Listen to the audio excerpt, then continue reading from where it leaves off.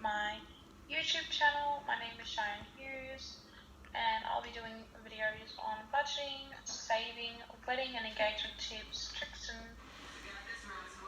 and tricks, and later on I'm going to be doing some videos on how I bought my own house and the process of buying my own house, so stay tuned for those videos. Without further ado, let's get into the video. Also, don't forget to like, comment and subscribe to my channel if you haven't already. If you're new here, hi, welcome to my channel. Hope you like the video. So my main tips would be to enjoy your engagement, talk with your fiance about both of your ideas of what you both want for an engagement and eventually the wedding day itself. So for me, I wanted a kind of like a in the middle engagement. Like I didn't want a long engagement, I didn't want a short engagement. So I didn't want to be engaged 5 years or more and then get married. I wanted a bit of a shorter one, whereas he wanted a longer-ish one. And we had to compromise on that, so we went in the middle, so we went about 3 years. Roughly, if we were being engaged before the wedding, that was after we found out I was pregnant, which was the month after we got engaged. At first we were going to do it the year after we got engaged, and then when we found out we were pregnant, that kind of changed. And if you do want a shorter engagement, then you need to think about wedding budgets. You need to be thinking about what you want to do in the next few years. If you want to buy a house, but you want a large wedding, that doesn't really fit with a shorter engagement. Unless you can save $1,000 a month and you have, let's say for example, a $30,000 budget, you can't do that in 2 years and buy your own house. So we did a longer engagement and we're saving for both at the moment. So we've got a few grand away at the moment. We've won a couple more. We are still paying off a few different vendors, which we've all got payment plans on all of the vendors.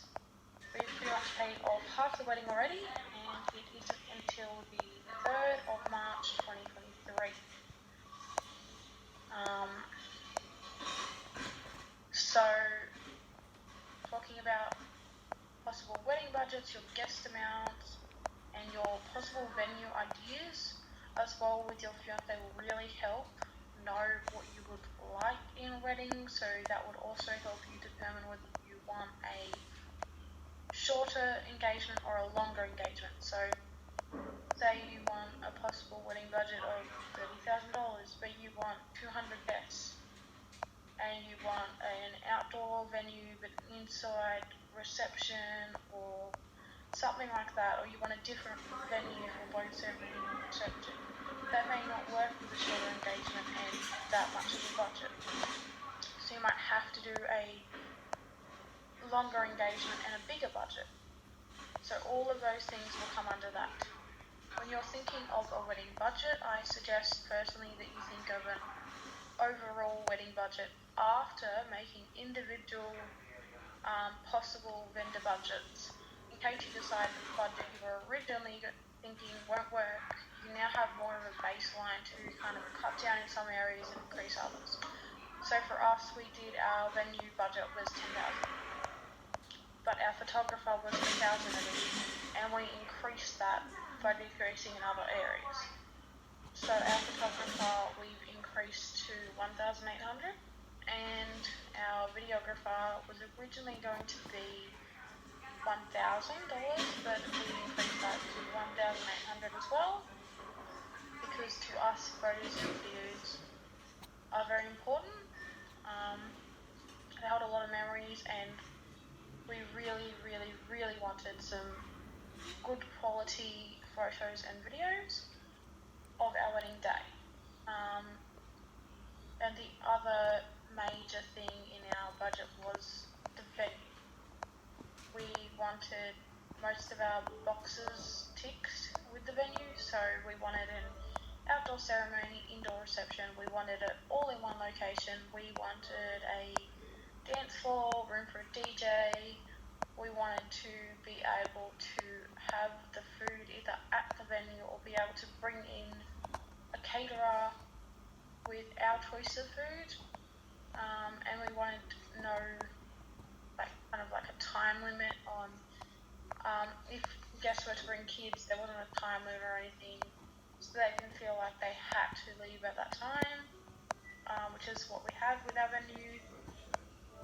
And when you are saving for your wedding, I suggest that you budget and you save constantly. Don't just save when it gets closer, especially if you decide to have a long engagement. So with us, yes, our wedding is on the 3rd of March 2023, but if we saved, say, a year and a half before the wedding, we wouldn't have had all of the vendors that we would have actually wanted by that stage, because we wouldn't have the same amount saved up that we would between now and then, and it would be a lot less stressful to save now to our wedding date than it would be to save it all in a year and a half, which is a lot more stress if you're going to save it quite quickly.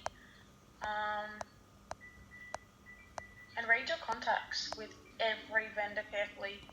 For us, our venue quoted us completely different to what they put in the contract. They said it was going to be an 11 to 6 ceremony and reception. So the ceremony would start at 11 and finish at 12. The reception would start at 1 and finish at 6. And there was photos and everything that would be done beforehand, and it would be like that. But then when I read back through the contract, it was a 4 a.m. ceremony to 5 a.m. and then reception would start at 5 a.m. and end at 11 p.m, which is not what we wanted. And then after we tried to fix that up, there was no communication or anything. It still is a bit of a struggle to get a hold of them. We're hoping to get our deposit back shortly and use that deposit on another vendor that would be a lot better. Just in general terms, because it was a very, very stressful and just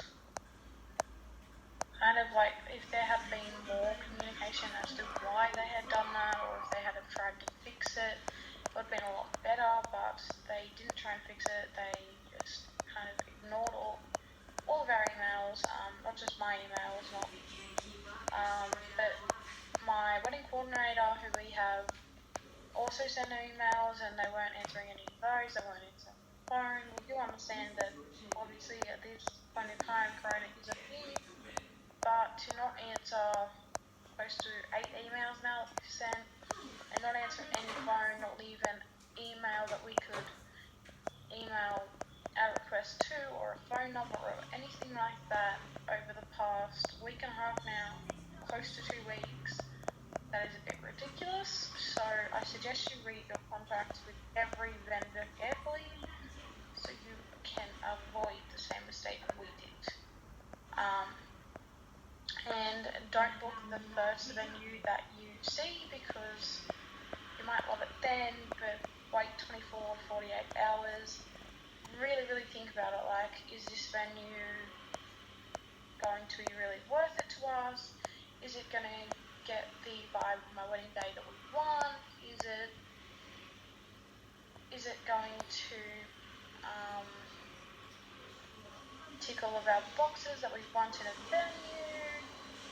Is the communication there? Because for us, communication was a massive thing, and it just wasn't there with our original venue, which unfortunately is not good. So make sure you read all of your contracts with your vendor carefully, and do not book the first vendor you see. Always price shop with your vendors too. So with our original venue, we messaged or emailed 3 different venues, and we said, well, this venue actually gave us this price. If you do something better, you can get better deals like that. read the contracts carefully, don't book the first one you see. And pick vendors that do payment plans and pay off each vendor slowly. Or if you already have your vendors booked in, then I suggest you ask them, can I do a payment plan? Can I pay it off slowly, one by one? Or you pick which vendor you want to pay off first. Might be your venue, might be your photographer, might be your videographer. And when it comes closer to the wedding, it will be so much less stress because everything's already started being paid off. If you've got a wedding in, say, 2022 from now, which is 2020 now, so that's 2 years away, or if you think you want to get married in 2023, don't think that it's too far off to start booking vendors, because it's not. And it's actually a lot smarter to have at least your venue booked in, or say your photographer or your videographer or something like that booked in earlier, because it creates less stress closer to the day. And you know the price for that vendor, so you can start paying it off. And the more you pay it off, the less expense that you have to then pay on your wedding. Once you are engaged, while you're enjoying your engagement and everything, start just putting, for example, $5 away each week, or $10, or $15, or whatever it may be for you. Everybody's budget is different, so it will honestly depend on your individual budget. Start putting little bits away each week or each fortnight, depending on when you get paid and how, and just let it build up. And by the time that you and your fiance are both ready to start planning, you will have a lot of your vendor deposits already there and waiting, and it will create so much less stress for you, which is what you want. You want to be able to have as less stress as possible, not just through the planning process, but for the day of the wedding and afterwards. And think outside of the box with your venue. So think hire halls, golf clubs, beaches, parks, a farm that you can go to and hire it for just the venue. And then you add a caterer and your alcohol, whatever else you want to add. Think outside the box. For us, we thought, okay, well, we're going to get married, we need a wedding venue, which at first in our head we were thinking a restaurant. But when we looked into a golf club, we found it was actually cheaper than a restaurant, and it had a lot more things that we wanted in a venue. So think outside the box. You may be very surprised by what type of venue you actually like by looking at different places that aren't just restaurants or pubs or something like that. And never settle for the second best. By this I mean, don't settle for like the second best wedding dress, for example. So say you found the one you love, but then you find another one that you're not really set on, you don't really like it that much, not as the one that you really, really love and took to, but your family do and your bridal party do. Don't settle for the one that everybody else loves, because you want to be able to feel like you love it. You want to be confident in it. It's your day. It's not about anybody else. It's not about what pleases them. It's about you and your fiance. It's about you celebrating your to-be wedded life. It's about you and your fiance. If your fiance loves the other dress, but you love the first dress, pick the first dress, because you're going to feel the most confident. And your fiance wants you to be happy on that day, and he or she wants you to feel confident in yourself, and that's all they really want to see. And have a wedding emergency fund in case you go over with any vendor. So say you have a bar tab and you've got, let's say, $200 you've put on it. If you didn't have a wedding fund, a wedding emergency fund, and you've gone over with that bar tab, they will come to you constantly and they will ask you, can you put more on the bar tab? Can you put this on the bar tab? Can you keep going? Can you keep going? Can you keep going?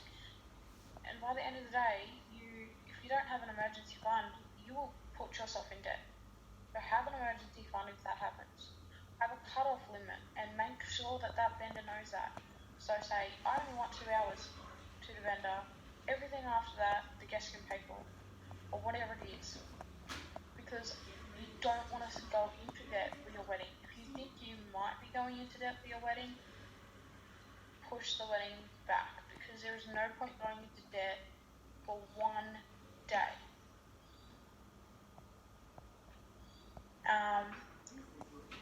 And the other things would be to do a hair and makeup trial.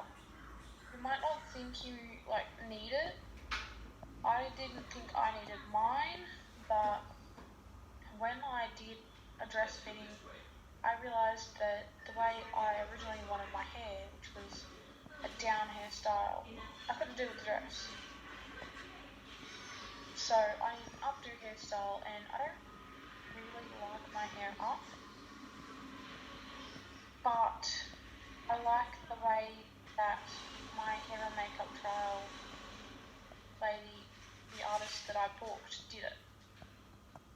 So doing that hair and makeup trial made me feel more confident about how my hair and makeup would do and look on the day, and it made it a lot less stressful in order for me to actually have that done. I do have another one coming up in 2022, which I will put photos in of that, so keep an eye out for that video. And if you buy your dresses and tuxes online, or any attire at all, like your ring boy or your flower girl, any attire, yes, they are cheaper. Yes, some online stores can make it to your exact measurements. Make sure that you give them about 2 to 3 centimeters extra from your exact measurements, so that it leaves room for alterations. But they may still need alterations with being made to that exact measurement. So be very, very aware of that. You might get it and you're like, oh, okay, well, actually I want this skirt fluffed out more, or I want the top half a little bit looser or tighter, or whatever it may be, but you won't know that until it gets to you. And fake flowers are definitely cheaper than real flowers, but it also depends on what you think you might like. For me, we went fake flowers. The flower girl's petals will be real, however, so that is the only real flowers we have in our wedding. If you do not want bouquets, you can do wrist corsages and tuck corsages instead, or a little hoop ring, it's a big hoop and has flowers on it instead, so they can just hold that instead of a bouquet. So say the bride has a bouquet, but the bridal party, they have a hoop ring, or they have the little wrist corsages that go here. You can sometimes see in proms, and then the guys have a tuck corsage, and it usually goes here on their right side, I think it is. So that is always an option. And when you are doing your stationery budget, always remember, it is not just invites, name cards and menus and RSVP cards and the wishing well cards and all of that stuff. You must include postage, which for us, we forgot about. We have actually fixed that up now, but when we were first doing our stationery budget, we didn't include postage. We weren't thinking about postage. We didn't even realise that, oh, hold on, we've got everything else sorted out, but we actually need money to be able to post them to our guests. So remember to add postage into it. You are only, say, sending off, let's just say, for example, 50. Put $60 or $50 postage in there, budget for that. And pick your bridal party very carefully. Ask yourself if the people you have picked going to give your day the vibe that you want it to have? Will they help you go to the loo in your wedding dress if you need it? If you need that, because you might actually need to go to the toilet, and if those girls will not help you hold your dress basically so you can go to the toilet, your dress is going to get ruined. So you need somebody that you are close to, that you can count on to do that. But not only that, you want somebody in your wedding party that if you're having a bad day, or if you're just having some problems or anything with your fiance or anything like that, or you're stressed out about anything, it could be work related, it could be that you feel like it's just too much stress doing the wedding, you need them to be able to be people that you can always turn to and talk to in time of need. And if they are not that person, then I suggest picking somebody else who is that type of person for your wedding party. Make sure all your vendor timelines add up at least a year before the wedding, as you don't want to have to rebook your whole wedding. Even if you do it when you first book your wedding, it doesn't have to be exact, but say you've booked in a limo for 7 a.m, but to take you from wherever you're getting your hair and makeup done to the venue. But if you have your hair and makeup booked for say 6 a.m. to 10 a.m, that timeline doesn't work. So when you book your vendors, always make sure that, okay, well, this is booked for this, we're going to get ready first, we're going to take this, whatever it is, form of transport to the venue, or if not doing that, that's fine. Make sure your venue timeline matches up with your hair and makeup timeline. Your photographer, your videographer should already be there and setting up. DJ should be there and setting up at whatever time. So always communicate that. Stay in budget. Don't always try not to go over budget. If you do go over budget in one area, cut down in other areas. Never increase your budget because you've gone over budget. That is what puts you into debt, and you don't want that. Do it yourself if that is possible. If you know how to woodwork, if you know how to paint, if you know somebody else in your family or your friends that knows how to DIY anything you might need, get them to do it.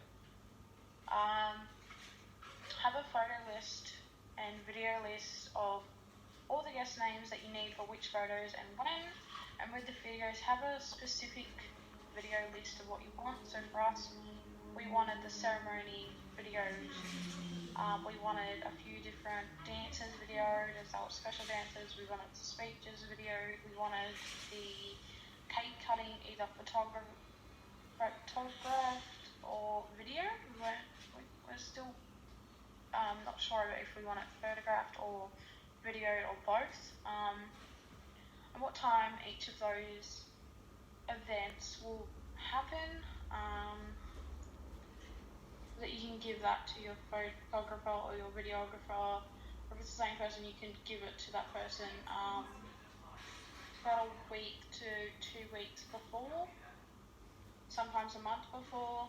On your RSVP card, a really, really good tip is to write RSVP by this date. So, for example, our wedding is the 3rd of March 2023. Our RSVP date is set for December the 30th, 2022. So 3 months before the wedding. Oh, two and a bit, actually. And if they don't RSVP by that date, we are giving them a week to respond. If they're still coming or not, we will follow up with them. If they don't respond, then we're going to let them know that their spot has been filled if it needs to be filled due to lack of RSVP. And we are going to write on the RSVP cards. So for us, we're doing it by the individual guests. So for example, if we have a couple, so 2 people, we're going to say reserve seats for you, a blank line out of 2, because there's 2 people. So the guests don't try and bring anyone that we haven't invited, or they haven't told us about before we sent their invite, all of that stuff. Don't do anything for your wedding if it is to please anyone else. It is your day, not anyone else's. So if the guests want a photo booth, but you and your fiance don't do the photo booth. Make sure your bridal party are aware of the jobs or money requirements you may have in mind for them to do or pay for when you first ask them, like their hair, makeup, or doing their own alterations, their shoes, their nails, their transport, planning hens and bucks parties, and all of that stuff. If there's anything that you have specifically in mind for the bridal party to pay for or do, let them know when you first ask them to be in your bridal party. And let them then decide because of that. And don't do it in a group when you first ask them. Do it in DM, private messages, do it over the phone, do it face to face.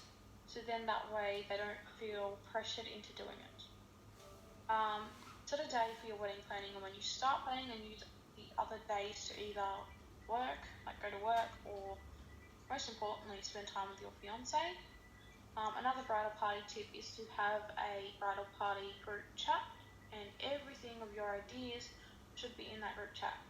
So all the bridal party is up to date, you're up to date, your fiance is up to date, all of that, everybody's up to date, and if anyone of the bridal party has a question, and either the other bridal party knows the answer to it, they can answer, or you can answer, and that way it's all there.